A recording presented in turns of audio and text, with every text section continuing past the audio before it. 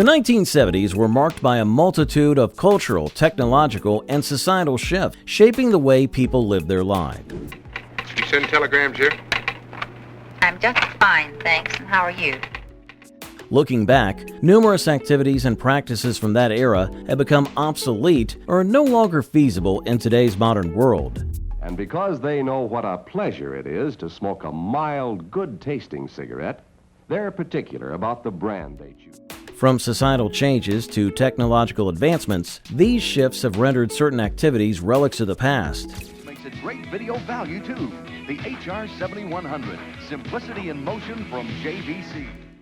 Chain smoking in offices, watching TV via rabbit ears antenna, and listening to 8-track tapes are just a few examples of practices that were once commonplace but are now obsolete. An Atari. Sorry, only our demonstrators left. Mine! No, George. Mine. The new video computer system by Atari. Likewise, going to discotheques, using lead-based paints in home construction, and sending telegrams have become relics of a bygone era due to changing social norms and regulations. The tale does not end here, so join us as we explore 20 things in the 1970s we can no longer do. Number 1. Chain smoking in offices, restaurants, and other indoor public spaces. In the 70s, chain smoking in offices, restaurants, and other indoor public spaces was a common sight. But today, it's a thing of the past. And see what a difference it makes in your smoking enjoyment. See how Camels agree with your throat. Smoking bans have spread far and wide, making it illegal or highly restricted to line up indoors. These bans came about mainly due to growing awareness of health risk associated with secondhand smoke. Wake up those dead cells and give us a first line. Studies showed that even non-smokers exposed to smoke in enclosed spaces faced increased risk of various health problems, from respiratory issues to heart disease. How many cigarettes do you smoke a day? Oh, roughly 20 a day. Are you worried about getting lung cancer? No, not particularly. Changing social norms played a big role. As people became more health conscious and concerned about the well-being of others, the idea of smoking in public places lost its appeal. Technological advancements also played a part, with improved ventilation systems unable to fully mitigate the health risks. Coffin nails. Yes, that's what cigarettes are, according to the Medical Research Council. So if you're nostalgic for the days of hazy offices and smoke-filled restaurants, you might have to stick to vintage movies for that experience. Number 2. Watching TV via rabbit ears antenna. Back then, watching TV via rabbit ears antenna was the norm for many households. These metal rods sticking out of the television set helped capture signals from broadcasting towers, bringing shows into homes. But today, it's a rarity. Technological advancements have revolutionized how we watch television. Cable TV and digital streaming services offer a wider range of channels and on-demand content, making rabbit ears antennas seem outdated. Wow, what's this? It's an old TV antenna. We used to call them rabbit ears. Rabbit ears? Yeah, TV was free then. Cable TV provides better reception and a broader selection of channels, while streaming services allow viewers to watch their favorite shows anytime, anywhere. Moreover, changing social norms have played a role. As lifestyles have become busier and more fast-paced, people prefer the convenience and flexibility offered by cable and streaming services. It was a big part of the good old days. Free TV should never be just a memory. Call this station for more information. Plus, with the rise of high-definition and 4K resolution programming, the old rabbit ears simply can't keep up with the demands for clear, crisper picture quality. So while rabbit ears antennas may evoke nostalgia, they've largely been replaced by more modern viewing options. The memories of watching TV via rabbit ears antennas evoke nostalgia, but did the transition from 8-track tapes to digital music formats mirror the shift in television viewing habits, both driven by technological advancements and changing social norms? Number 3. Listening to 8-track tapes. Listening to 8-track tapes was a popular way to enjoy music on the go. These chunky cartridges contain 4 sets of stereo tracks, providing around 30 to 45 minutes of music per tape. However, today it's a rarity to find 8-track tapes in use. 8-track tapes were the perfect solution to in-car music. Unlike cassettes, 8-tracks were a continuous self-changing loop. In the late 70s, cassette tapes emerged as a more compact and versatile alternative, offering better sound quality and ease of use. Then came CDs, followed by digital music formats like MP3s, which made storing and listening to music even more convenient. As music consumption shifted towards digital platforms and streaming services, physical formats like tapes became less popular. While 8-track tapes might evoke nostalgia for some, they've been largely replaced by more modern and efficient means of enjoying music. Number 4. Going to discotheques. In the 1970s, going to discotheques was all the rage. These clubs, often adorned with flashy lights and mirrored balls, pulsated with the infectious beats of disco music. But today, the discotheque scene has largely faded away. The changing social norms and evolving music taste have played a significant role. While clubs still exist, the specific discotheque style and culture of the 70s have become less prominent. Societal shifts and nightlife preferences have led to the rise of different club scenes, such as EDM clubs or venues catering to niche music genres.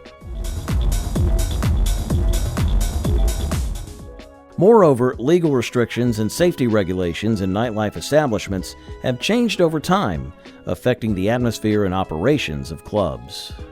Number 5. Watching movies on Betamax tapes. Watching movies on Betamax tapes was a popular pastime. Betamax was one of the first home video formats, offering a way to watch movies in the comfort of your own home.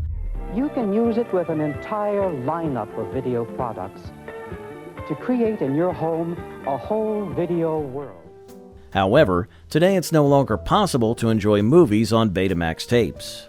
Betamax lost the format war to VHS in the late 70s and early 80s. You miss a lot of great TV shows, but I don't miss them anymore, thanks to Sony's Betamax deck. VHS offered longer recording times and was more widely adopted by both consumers and movie studios. As a result, Betamax became obsolete, relegated to the status of a relic from the past. Technological advancements played a substantial role in the demise of Betamax, with newer formats like DVD and Blu-ray eventually replacing VHS altogether. While Betamax may hold nostalgic value for some, it's now just a piece of history in the evolution of home entertainment. As the era of Betamax tapes fades into memory, did carbon paper, with its messy charm, face a similar fate to Betamax's obsolescence in the wake of technological advancements? Will both be remembered fondly as relics of bygone eras? Get a Sony Betamax video recorder and automatically videotape that show while you're doing something else and watch it anytime you want. Number 6. Using carbon paper for copies. Carbon paper, once a ubiquitous office staple, has become a relic of the past. You have to place the inked side against your paper. In the groovy days of the 70s, this unassuming paper played a crucial role in creating duplicate copies of handwritten or typed documents. Before photocopiers and digital scanners, carbon paper was the go-to method for making copies. But using carbon paper was a messy affair. The ink could smudge easily, leaving your hands stained. Plus, aligning the sheets precisely required patience and precision. If you made a mistake, you'd have to start over. Here they are, sir. Well, they don't look so hot. But you did beat the deadline. Nice work. Photocopiers revolutionized document duplication. With a simple press of a button, you could create crisp, clean copies without the mess. Carbon paper couldn't compete with this efficiency. So, next time you stumble upon a yellowed sheet with faint blue impressions, remember that it once played a vital role in office life, a relic from a bygone era where carbon paper was the unsung hero of duplication. Number 7. Playing Pong on a home TV console. Pong, the pixelated pioneer of video games, once ruled living rooms across America during the funky 70s. Oh, sir, we like this Super Pong by Atari. I'm sold out. That's a demonstrator, but I've got lots of these. Well, we want Super Pong by Atari. Pong became an ideal icebreaker, sparking conversations and perhaps even love connections. Many folks fondly recall meeting their partners over a spirited game of Pong. Pong's bleeps and blips resonated with a generation hungry for electronic entertainment. It was the first widely successful video game, introducing millions to the joys of gaming. But as technology galloped forward, Pong's simplicity couldn't keep pace. Sophisticated gaming systems emerged, rendering Pong a relic. The Atari Pong console, with its 2 rectangular panels and a white dot representing the ball, became a symbol of a bygone era. You insert game card number 3 into the master unit. This activates 3 lights, 2 representing the players and 1 representing the ball. Fast forward to today, Pong has experienced a revival. Developers have breathed new life into the classic, turning it into role-playing games and art installations. Yet the days of gathering around a flickering TV screen, hands gripping those chunky paddles, are etched in the collective memory. Number 8. Reading encyclopedias for research. Reading encyclopedias for research was a common practice. Families often invested in sets of encyclopedias to have a comprehensive source of information at home. The best help you can give at home has always been Encyclopedia Britannica. However, today, the practice has become obsolete due to technological advancements. The rise of the internet and digital databases has largely replaced physical encyclopedia sets.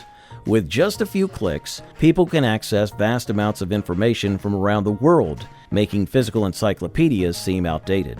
You think of one of the great inventions in the history of books, and that is the encyclopedia.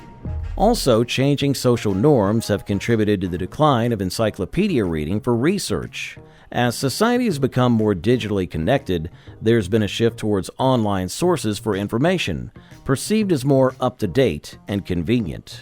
Moreover, the internet offers multimedia elements like videos and interactive graphics, enhancing the learning experience beyond what traditional encyclopedias could offer. While physical encyclopedias may hold nostalgic value for some, they've been largely replaced by the accessibility and efficiency of digital resources in the modern age. With the era of reading encyclopedias for research fading into memory, one can't help but draw parallels to the bygone days of rotary phones. Just as encyclopedias yielded to digital databases, rotary phones twirled off stage, making way for sleeker, faster touch-tone models. Number 9. Using rotary phones. Rotary phones, those charming circular devices with their satisfying clicks and finger-twirling dials, once graced every household like loyal companions. That tone indicates everything is ready for your call. With the receiver off the hook, dial the desired number. But as time pirouetted forward, they waltzed off the stage, leaving behind a nostalgic echo. Every home coveted a sleek, shiny model displayed prominently in the living room.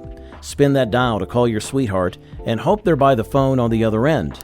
It was finger dexterity meets anticipation. The 60s brought a technological revolution. Electronic push-button phones emerged, leaving rotary phones feeling sluggish. But rotary enthusiasts clung on. Their beloved device still had a few spins left. By the 70s, disco lights were flashing, and rotary phones were about to hang up their dancing shoes. Touchtone phones became the cool kids on the block. No more rotating, just press buttons for instant dialing. Technological leaps led to the rotary phone's swan song. Touchtone phones replaced them, ushering in clearer sound quality, faster connections, and data alongside voice signals. Number 10. Dial-up bulletin board systems. Dial-up bulletin board systems, or BBS, those digital watering holes where early internet pioneers gathered to chat, exchange files, and explore niche interest, have faded into the annals of history. BBSs operated via dial-up modems. You'd connect your trusty computer to a phone line, listen to the symphony of beeps and screeches, and voila, you were in. Each BBS had its flavor. Some catered to sci-fi aficionados, others to ham radio enthusiasts or poetry lovers. These early online communities thrived on passion and curiosity. BBSs weren't just about text, they were about art. ASCII masterpieces adorned screens, elaborate dragons, spaceships, and smiley faces crafted from keyboard characters. As the 90s dawned, the World Wide Web emerged, donning its flashy HTML attire. BBSs, once the heartbeat of online interaction, faced a formidable rival. The web offered colorful graphics, clickable links, and global reach. BBSs, like aging rock stars, stepped aside.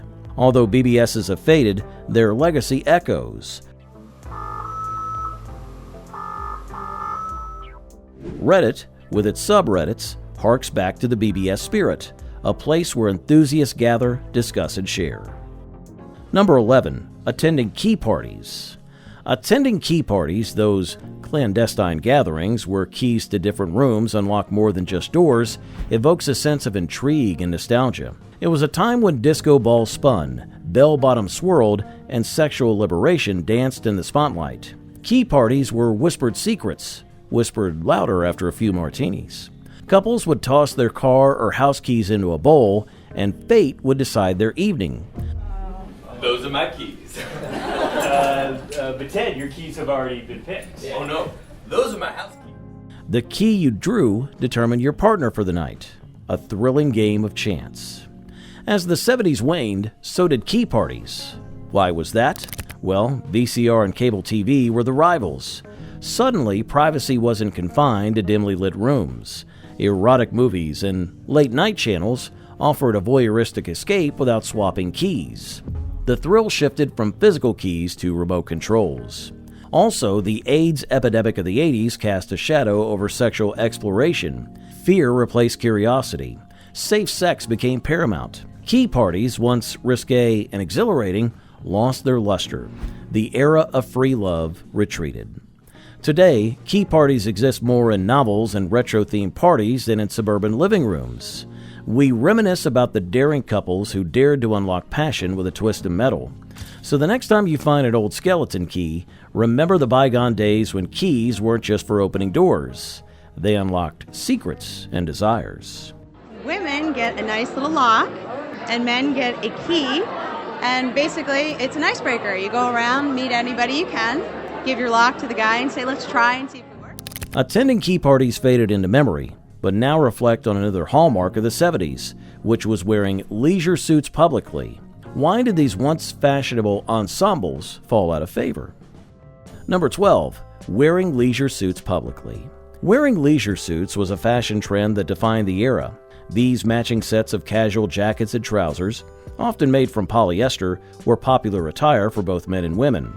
However, today, wearing leisure suits publicly is no longer common, except for retro-themed events or a nostalgic fashion statement. In a large selection of colors and sizes. Get your versatile Farrah leisure suit in the men's department at Donaldson's, your Christmas store. Changing social norms and evolving fashion trends have played significant roles. As societal attitudes toward fashion have shifted, the flamboyant and flashy style of leisure suits has fallen out of favor. Instead, contemporary fashion trends prioritize more minimalist and versatile clothing options. Dacron, polyester and cotton wash and wear suits. Business suits in Dacron and World Tropicals, or all Dacron. Also, as fashion continues to evolve, individuals are more inclined to express their personal style rather than conform to past trends. While leisure suits may evolve nostalgia for the 70s, they're no longer considered fashionable for everyday wear in the modern era. Number 13. Sending telegrams. Back then, sending telegrams was a common way to communicate urgent messages over long distances. However, today, it's no longer possible to send telegrams. With the advent of the internet and digital communication platforms such as email, text messaging, and social media, sending messages instantly has become the norm. These digital alternatives offer faster delivery times and greater convenience compared to the traditional telegram service. As society became more connected and accustomed to immediate communication, the need for slower and more expensive methods like telegrams diminished. Moreover, the rise of telecommunications regulations and the privatization of telegraph services have also played a part in the discontinuation of telegram services. Although telegrams may evoke nostalgia for some, they've been replaced by more efficient and technologically advanced means of communication in the modern era. Number 14. Using lead-based paints. Lead-based paints were a common practice in homes, buildings, and various other products. One more thing. Have young ones tested for lead poisoning. Take care of your pride and joy. Get ahead of lead. However, today, it's no longer possible to use these paints due to health concerns. In the late 70s, lead-based paints were banned by the government because of their harmful effects on health, especially for children and pregnant women. Lead exposure can lead to severe health issues such as neurological damage, developmental delays, and even death in extreme cases. Prevent lead poisoning by keeping your house healthy. Not to ignore, changing social norms have played a role in the discontinuation of lead-based paints as people became more aware of the dangers associated with lead exposure. Nowadays, regulations strictly prohibit the use of lead-based paints in construction and manufacturing, ensuring a healthier environment for everyone. While lead-based paints were once widespread, their ban has led to safer living conditions and a reduction in lead-related health problems. As we bid farewell to the era of lead-based paints, another societal shift comes into focus. Just as health concerns drove the discontinuation of lead-based paints, changing attitudes towards energy conservation and environmental sustainability have reshaped the automotive landscape. Now let's explore how fuel efficiency took the driver's seat. Number 15. Driving large, low-mileage cars. In the 1970s, driving large, low-mileage cars was a common sight on the roads. These vehicles were known for their spacious interiors and powerful engines.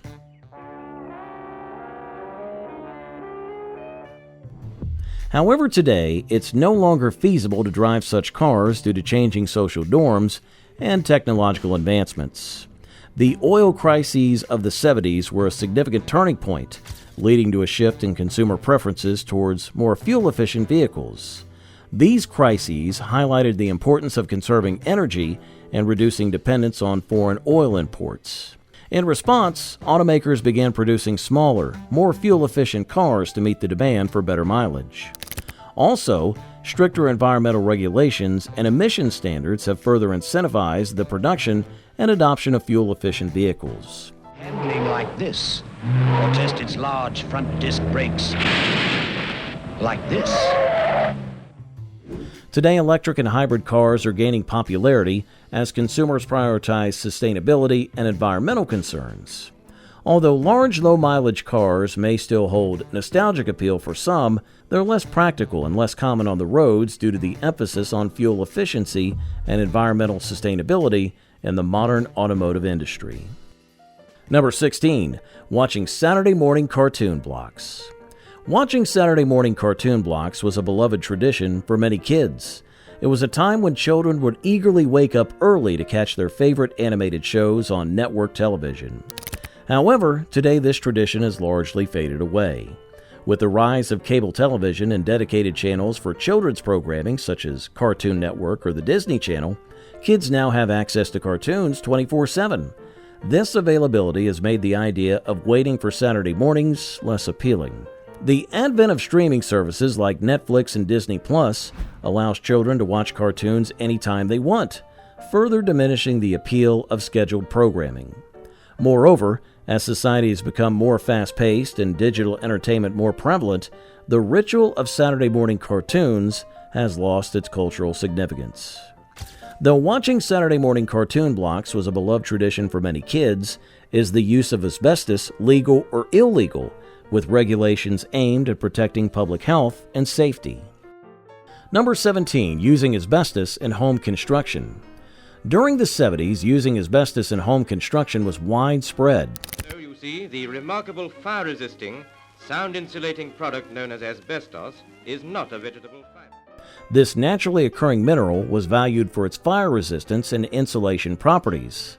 However, today, it's no longer possible to use asbestos in construction due to its recognized health hazards. Asbestos exposure has been linked to serious respiratory diseases such as lung cancer, mesothelioma, and asbestosis. As a result, strict regulations have been implemented, leading to the banning or phasing out of asbestos in construction materials. Technological advancements have played a role in developing safer alternatives to asbestos for insulation and fireproofing. Changing social norms have led to increased awareness of the dangers of asbestos exposure, prompting homeowners, builders, and regulators to prioritize safer building materials. While asbestos was once a common sight in homes and buildings, its use has declined significantly, with regulations aimed at protecting public health and safety. Though remnants of asbestos may still exist in older structures, its use in new construction is now illegal in many places. Number 18. Using manual credit card imprinters. Using manual credit card imprinters was a common way to process card transactions. These devices, also known as zip-zap machines, involve placing a customer's credit card on a carbon copy slip and imprinting the card details onto it using a manual roller. However, today, it's no longer possible to use manual imprinters. With the widespread adoption of credit card terminals and online payment processing, the electronic transactions have become the norm. These systems offer faster processing times, increased security, and greater convenience for both merchants and customers. Also, consumers now expect quick and seamless payment experiences.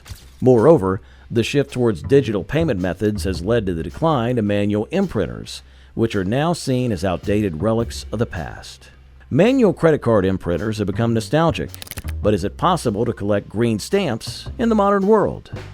Number 19. Collecting green stamps. In the 70s, collecting green stamps was a popular pastime for many families. S&H Green Stamps, America's most valuable stamps. Retailers offered these trading stamps as rewards for purchases, and customers would collect them in books to redeem for various items from a catalog. However, today it's no longer possible to collect green stamps. With the rise of digital technology, traditional paper-based rewards programs like green stamps have been replaced by digital loyalty cards and rewards programs. Customers now earn points or rewards digitally through their purchases, eliminating the need for physical stamps and books. Who shop with the fine merchants like Jerry Speck, who give S&H Green Stamps, America's most valuable. The convenience and efficiency of digital rewards programs have made them more appealing to both retailers and consumers. Moreover, changing consumer preferences and environmental concerns have led to the decline of paper-based rewards programs, as digital alternatives offer a more sustainable and eco-friendly option. While green stamps may evoke nostalgia for some, they become obsolete in today's digital age of rewards programs. And at number 20, typing on electric typewriters. In the groovy days of the 70s, electric typewriters were the unsung heroes of office spaces and homes alike. These clunky machines, with their satisfying clickety-clack sounds, transformed our thoughts into inked words on paper. But alas, they've become relics of a bygone era. We realized that here before our eyes were matched the utmost in human capability and the tops in typewriter efficiency. The rise of personal computers and laptops revolutionized how we work. Typing on a sleek keyboard with the magic of word processing software became the norm. No more whiteout tapes or crumpled paper, just effortless editing and spell checking. Electric typewriters were a hefty beast. But one of the really big advantages of the electric machine lies in the operation of its manipulative parts. Lugging them around was akin to carrying a small car. In contrast, laptops are lightweight and portable, allowing us to type anywhere, a coffee shop, a park bench, or even a plane. A new generation of typewriters from the company that makes the typewriters secretaries prefer most. Typewriters use carbon paper to create copies. Imagine the mess: inky fingers, smudged papers, and the eternal struggle to align the carbon sheet. Today, digital copies are a click away. So let's say farewell to dear typewriters. Your legacy lives on in vintage shops and nostalgic hearts, but our fingers now dance across sleek keyboards, leaving ink stains only in our memories.